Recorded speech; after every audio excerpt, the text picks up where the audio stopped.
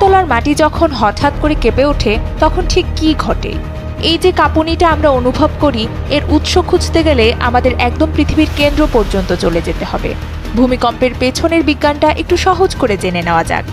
আমরা তো জানি মাটি মানে শক্ত স্থির একটা কিছু। তাহলে এমন কি হয় যে এই কঠিন মাটিটাই হঠাৎ করে তরলের মতো দুলতে শুরু করে? এর পেছনের কারণটা কি?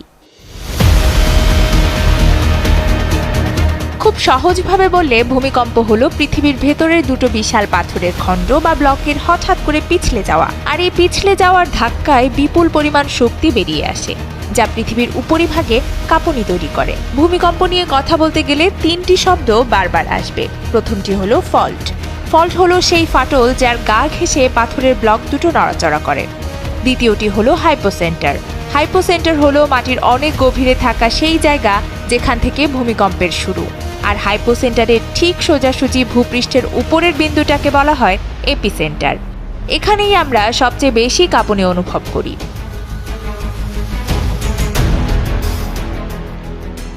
পুরো পৃথিবীটাকে যদি একটা বিশাল জিগসো পাজল হিসেবে ভাবা যায়, তাহলে ভূমিকম্পের আসল কারণটা বোঝা অনেক সহজ হয়ে যাবে। এই পাজলটা বুঝতে হলে আগে আমাদের গ্রহের গঠনটা জানতে হবে।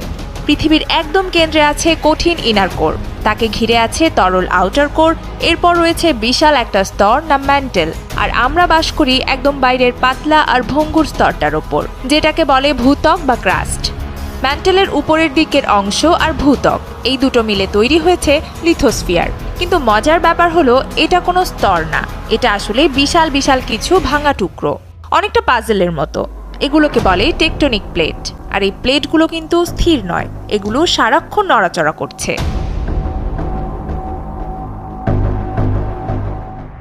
বিশ্বের বেশিরভাগ ভূমিকম্প প্লেটের সীমানায় ঘটে থাকে। এগুলো ওই চলমান পাজেলের টুকরোগুলোর সংযোগস্থলেই হয়। এই প্লেটগুলো মূলত তিন রকমভাবে নড়াচড়া করে। যখন দুটো প্লেট মুখোমুখি ধাক্কা খায়, মানে কনভার্জেন্ট বাউন্ডারি, তখন বড় বড় পাহাড় তৈরি হতে পারে আর মারাত্মক শক্তিশালী ভূমিকম্প হয়। আবার যখন দুটো প্লেট একে অপরের থেকে দূরে সরে যায়, মানে ডাইভারজেন্ট বাউন্ডারি, তখন সাধারণত ছোট আকারের ভূমিকম্প হয়। আর সবচেয়ে বিপজ্জনক পরিস্থিতি তৈরি হয় যখন প্লেটগুলো পাশাপাশি একে অপরকে ঘষে চলতে থাকে, যেটাকে বলে ট্রান্সফর্ম বাউন্ডারি। এই ঘর্ষণের ফলে প্রচণ্ড শক্তি জমা হয় আর হঠাৎ বড় ভূমিকম্প হতে পারে। ঠিক কোন মুহূর্তে আর কেন এই কাঁপুনিটা তৈরি হয়? প্লেটের সীমানায় এর এবড়ো থেবড়ো ধারগুলো ঘর্ষণের কারণে একে অপরের সাথে আটকে যায়, কিন্তু প্লেটের বাকি অংশ তো থামে না, সেটা চলতেই থাকে। ফলে ওই আটকে থাকা জায়গায় প্রচণ্ড চাপ বা স্ট্রেস তৈরি হতে থাকে। এই পুরো প্রক্রিয়াটাকে বিজ্ঞানীরা বলেন ইলাস্টিক রিবাউন্ড। ব্যাপারটা অনেকটা রাবার ব্যান্ড টানার মতো। আর ঠিক সেই মুহূর্তেই জমানো সমস্ত শক্তি একসাথে বেরিয়ে আসে।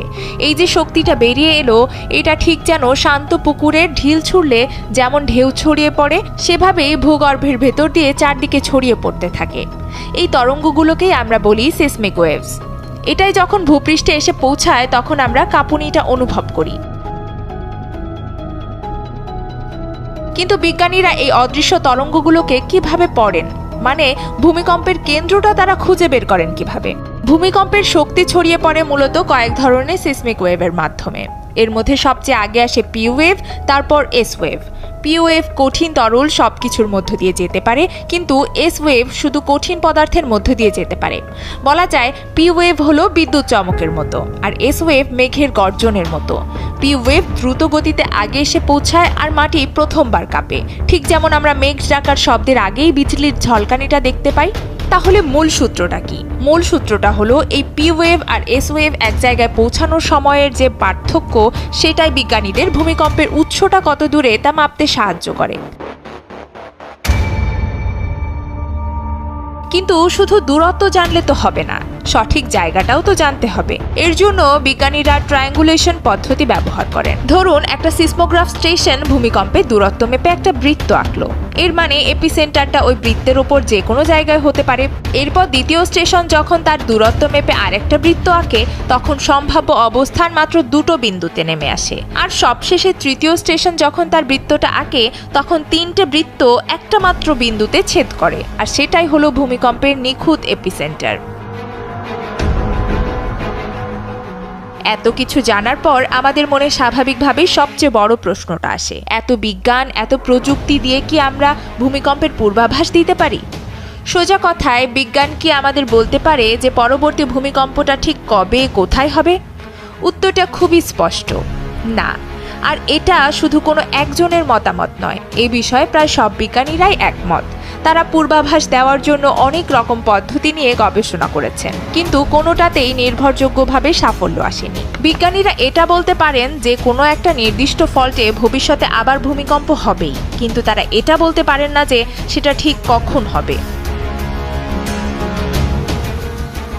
তাহলে দিনের শেষে প্রশ্ন এটাই দাঁড়ায়, যদি ভূমিকম্পের পূর্বাভাস দেওয়াই অসম্ভব হয়, তাহলে এর থেকে বাঁচার উপায় কি?